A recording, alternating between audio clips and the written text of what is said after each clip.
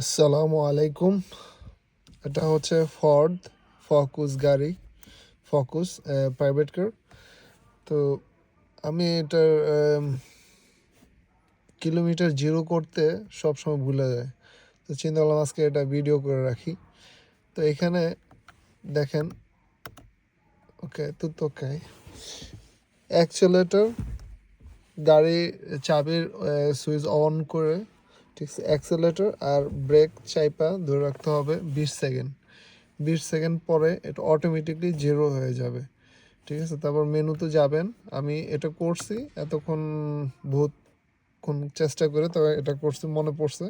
তো চিন্তা করলাম এটা ভিডিও করে রাখি, এটা ফেসবুকে দিয়ে দিব, যাতে আমি নাও ভুলি, আমি ভুলে গেলে দেখতে পারি, আর অন্য যদি কেউ উপকার হয়। ঠিক আছে, আমি একজন মেকানিক।